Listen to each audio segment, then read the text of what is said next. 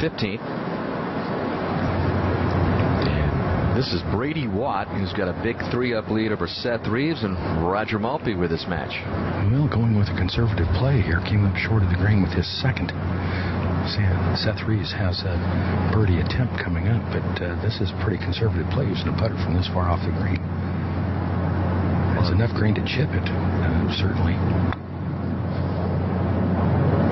Whoa. I didn't like that choice of club, Gary. I just didn't think that was the odds-on play. Yeah, the green, or the area short of the green, very smooth. 15 for birdie to win the hole. Slightly uphill and turn to his right.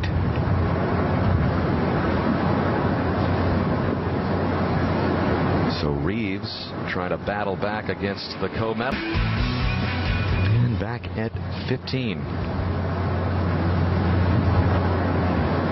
Watt, co-medalist Roger in stroke play, born and raised in Australia. Co-medalist along with Neil Raymond, who's already moved on with a victory over Zachary Olsen earlier. A bit of a late bloomer. Spoke to Brad James, the high performance director for Golf Australia last night. Brady joined the national squad in November of 2012, and they come over here, Gary, throughout the course of the summer, mainly to get some international competition, something they lack in Australia, and try to peak for the Western and the U.S. amateurs. Well, he's been here for 6 weeks and played literally all of the big amateur events through the summer here in the States, and actually finished third at the Porter Cup in Niagara Falls, New York.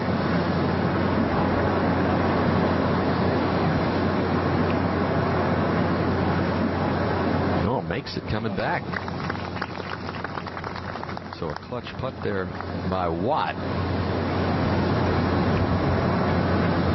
And he remains 3 up with 3 to play. And we throw it down to Notah Begay with the latest winner.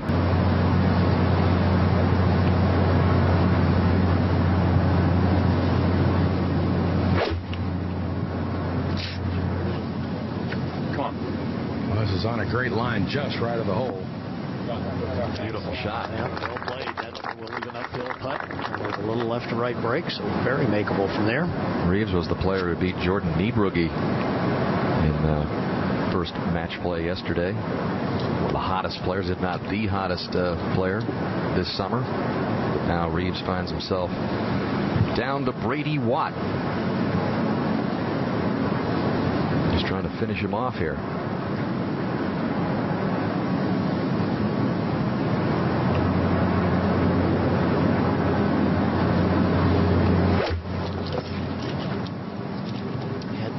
Swing, a little reminiscent of Annika Sorenstam. David Duval, head leaving a little early. It's a nice shot. That's an answer from Brady. What happens, and I would think this is not a tough 2-putt here, Gary. So he's got to make this putt if he wants to see another hole. Got to win the hole, Reeves does, to move it to 17.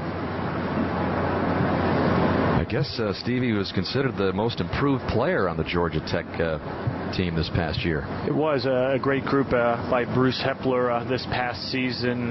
Made it to the national championships, made it to the semifinals. All 5 of those players playing in an NCAA championship for the first time in their history. So I wouldn't want to say a regroup, but a bit of a rebuilding process, and things finally starting to come together for Bruce Hepler's team, and Seth a big part of it. Ended up as an honorable mention All-America this past season.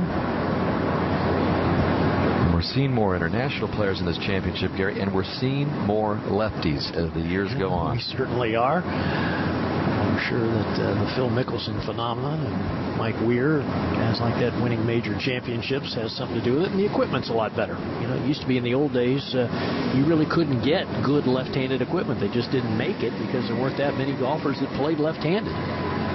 Not the case anymore. Well, it's just going to be a couple of putts for Brady Watt to win the match and take out Reeves. And we talked about how Brady has spent a good part of the summer here.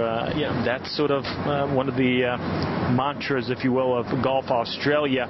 They come over, they spend 12 days in Houston at the TPC Woodlands, and they work on short-term development and long-term development. They're really taking a more aggressive approach. Again, Brad James, the high-performance director there for the past 3 years. He was a head coach at Minnesota, won the national championships in 2002, so he sort of has an understanding of what happens here in the States and is trying to bring it back to get the Australians to a higher level. Watt can be the second Aussie. Remember, 3 made it to this stage of this championship. He can be the second Aussie to advance. Nathan Holman advancing earlier, and that will do it for Brady Watt. Second seed, co-medalist of this championship, 3-2 winner over Seth Reeves. As we go over to 15. Starting to agree with you? America's great. It's going to be a tough day to leave, but I'm enjoying every day here, and I've stayed with a lot of nice host families, and I've had a great time. Now today a different day. You got to go 36. Another match this afternoon. A little rest before that? Yeah, I might sneak in a shower and have a bit of a stretch and get a big feed, but I'm looking forward to this afternoon. Thanks for your time. Best of luck to you. Let's go to Noda. Thanks, Roger. Here with Charlie Hughes. Well, Oliver Goss for par to win the hole. He's taken on Carr Vernon. And you can see the mark there where Carr Vernon has a bogey attempt in this match, which is all square. Carr Vernon, sophomore at Akron. An interesting connection. Works with Todd Trimble, who also teaches Emma Talley, who just won the women's amateur a week ago. So trying to duplicate the feat of one of the students of Todd Trimble. Yeah, big putt here. You don't want to be giving holes away with bogey. He certainly does. This has been a nip and tuck match, with Goss having the only lead, but it's only Play too much break to feel like it's going to move to the right more than it actually does. See if he can figure it out. Nope. So Goss has a birdie putt just from there as he puts the ball down. So appears he's going to grab a 2-up lead here. Just 2 putts to win the hole and beat Dormy. pretty straightforward here, just like Gary said. But when you're putting with 2 putts to win the hole, you just cozy it up there. Goss, born in England, lives in Australia, currently attending Tennessee. Was a quarter finalist last year. Goss scores 3, Vernon scores 5. And over at 17, the par 4 on the second for Hagee. Roger.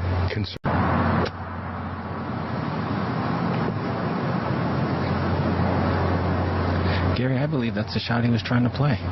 It is coming back a little bit, Noda. Again, Goss, born in England, but lives in Australia.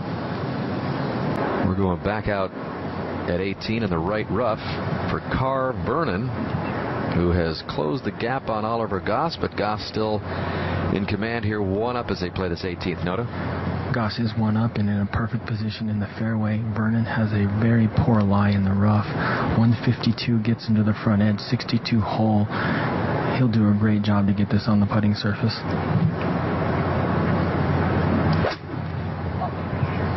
And it grabbed on him just a little bit. It's going to have to go. It's a big lash, which you have to do trying to play out of this 4 to 5 inch rough. So many guys come up short on this hole. I mean, I know there's rough out there and it's tough to get it there, but like you've been saying all week, it's better to be long. Well, it is. I mean, as we've seen, you know, from past the green, all you have to do is just kind of get the ball on the green and it wants to filter down toward the hole. So close that match has been, with Goss grabbing the biggest lead that anybody's enjoyed with a win at 16 to grab a 2-up lead, but then back came Vernon at 17, winning that hole. Looked like a good swing. Yep, there you go. Put it right in the middle of the green. Textbook there. In control at 18. Oliver Goss trying to become the latest to move on in the U.S. Amateur Championship.